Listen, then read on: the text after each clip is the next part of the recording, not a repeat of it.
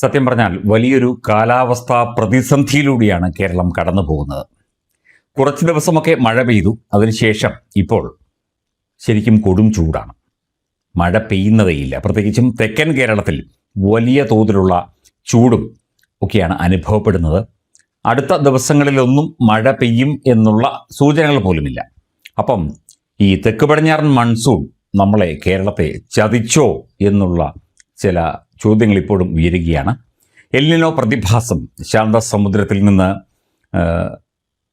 ഈ സമുദ്രജലത്തിൻ്റെ ചൂട് കൂടിയിട്ട് ഉണ്ടാകുന്ന ആ ഒരു വരൾച്ചയുടെ ആ ഒരു പ്രതിഭാസവും കാര്യങ്ങളുമൊക്കെ നമ്മൾ നേരത്തെ ചർച്ച ചെയ്തിരുന്നു. പക്ഷേ ഇപ്പോൾ തന്നെ നമ്മൾ വലിയ ചൂട് നമ്മുടെ നാട്ടിൽ അനുഭവപ്പെടുകയാണ്. മഴ എവിടെ പോയി എന്ന് ചോദിക്കുന്നു.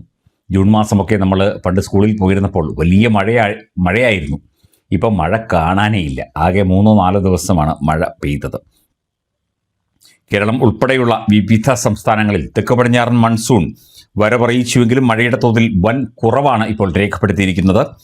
ജൂൺ ആദ്യം മുതൽ കേരളത്തിൽ മഴ ശക്തമായിരുന്നു എങ്കിൽ 10-ാം തീയതിക്ക് ശേഷം മഴയുടെ തോതിൽ കാര്യമായ കുറവ് സംഭവിച്ചു എന്നാണ് ഇപ്പോൾ കാലാവസ്ഥാ നിരീക്ഷണ കേന്ദ്രം കണക്കുകൾ സഹിതം പറയുന്നത്.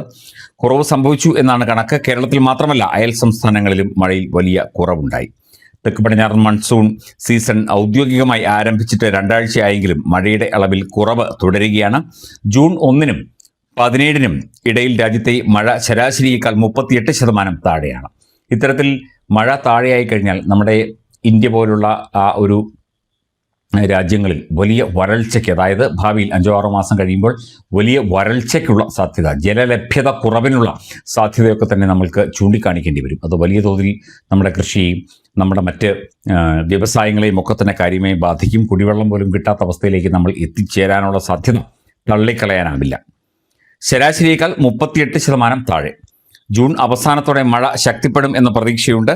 ജൂൺ അവസാനത്തോടെ അയൽ സംസ്ഥാനങ്ങളിൽ, അതായത് നമ്മുടെ തമിഴ്നാട്, കർണാടക, ആന്ധ്ര, പിന്നെ ഉത്തർപ്രദേശ്, ഡൽഹി സംസ്ഥാനങ്ങളിൽ ജൂലൈ 15ഓടെ മഴ ശക്തമാകും എന്നുള്ള ഒരു റിപ്പോർട്ട് വരുന്നുണ്ട്. പക്ഷേ അത് എത്രത്തോളം വിശ്വസിക്കാം എന്നതിനെക്കുറിച്ച് കൂടുതൽ നമുക്ക് ചിന്തിക്കേണ്ടിയിരിക്കുന്നു.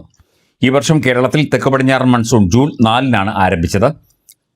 തുടർച്ചയായി 4 ദിവസം സംസ്ഥാനത്തെ വിവിധ ജില്ലകളിൽ മഴ ശക്തമായി ലഭിച്ചു. നമുക്കൊക്കെ യെല്ലോ അലേർട്ടും ഓറഞ്ച് അലേർട്ടും ഒക്കെ ലഭിച്ചു. കർണാടക, ഗോവ എന്നിവയുൾപ്പെടെ പടിഞ്ഞാറൻ തീരത്തെ ചില ഭാഗങ്ങളിൽ മൺസൂൺ നേരത്തെ എത്തിയെങ്കിലും വടക്ക് കിഴക്കൻ ഇന്ത്യയിലെ മിക്ക പ്രദേശങ്ങളിലും വൈകിയാണ് മൺസൂൺ എത്തിയത്. കേരളം, തെക്കൻ കർണാടക, തമിഴ്നാട്, ലക്ഷദ്വീപ്, വടക്ക് കിഴക്കൻ ഇന്ത്യ എന്നിവിടങ്ങളിൽ ജൂൺ ആദ്യം മഴയുടെ ശക്തി ഉയർന്ന തോതിലായിരുന്നു.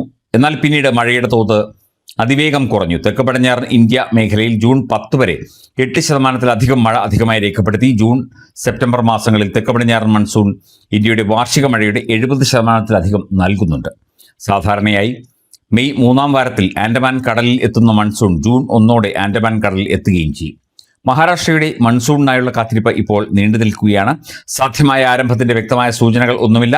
ഏറ്റവും പുതിയ മൺസൂൺ മുന്നേറ്റം ജൂൺ 8-ന് തെക്കൻ കൊങ്കൺ പ്രദേശത്ത് ചില ഭാഗങ്ങളിലും തെക്കൻ മധ്യ മഹാരാഷ്ട്രയുടെ സമീപ പ്രദേശങ്ങളിലും ആയിരുന്നു. അതായത് തെക്ക് പടിഞ്ഞാറൻ മൺസൂൺ നമ്മളെ ചതിച്ചോ, എൽനിനോ പ്രതിഭാസം നമ്മുടെ മഴയുടെ അളവിനെ ബാധിച്ചോ തുടങ്ങിയ പരീക്ഷണങ്ങളും ഗവേഷണങ്ങളും പരിശോധനകളുമാണ് ഇപ്പോൾ നടക്കുന്നത്. ഇങ്ങനെ പോയി കഴിഞ്ഞാൽ നമ്മുടെ കൃഷി സമ്പ്രദായങ്ങൾ, അല്ലെങ്കിൽ നമ്മളുടെ പതിവ് രീതികൾ, നമ്മുടെ കേരളത്തിൻ്റെ പതിവ് രീതികളിലൊക്കെ തന്നെ വലിയ താളപ്പിഴകൾ ഉണ്ടാകും എന്നതിനെക്കുറിച്ചാണ് ഇപ്പോൾ വലിയ ചർച്ച നടക്കുന്നത്. ഈ മൺസൂൺ നമ്മളെ ചതിക്കുകയാണോ, അല്ലെങ്കിൽ മഴ ഇല്ലാതാവുകയാണോ, എന്താണ് അതിന് കാരണം തുടങ്ങിയ കാര്യങ്ങളെക്കുറിച്ചുള്ള വലിയ പരിശോധനകളും പരീക്ഷണങ്ങളും ഒക്കെയാണ് ഇപ്പോൾ നടന്നുകൊണ്ടിരിക്കുന്നത്. മഴ പെയ്യട്ടെ, മഴ ആവശ്യത്തിന് പെയ്യട്ടെ, വെള്ളപ്പൊക്കമൊന്നും ഉണ്ടാകാതിരിക്കട്ടെ, നദികളിൽ വെള്ളം നിറഞ്ഞ് വെള്ളപ്പൊക്കമുണ്ടായി പ്രശ്നങ്ങൾ ഉണ്ടാകാതിരിക്കട്ടെ. പക്ഷേ മഴ പെയ്യണം. മഴ പെയ്തെങ്കിൽ മാത്രമേ നമുക്ക് മുമ്പോട്ട് പോകാൻ സാധിക്കുകയുള്ളൂ. അതിനെക്കുറിച്ചുള്ള ചർച്ചകളാണ് ഇപ്പോൾ ഈ കാലാവസ്ഥാ നിരീക്ഷണ ഗവേഷണ രംഗത്തൊക്കെ തന്നെ തുടർന്നുകൊണ്ടിരിക്കുന്നത്. കൂടുതൽ വിശദാംശങ്ങൾ തീർച്ചയായിട്ടും നമുക്ക് വരും ദിവസങ്ങളിൽ അറിയാൻ സാധിക്കും.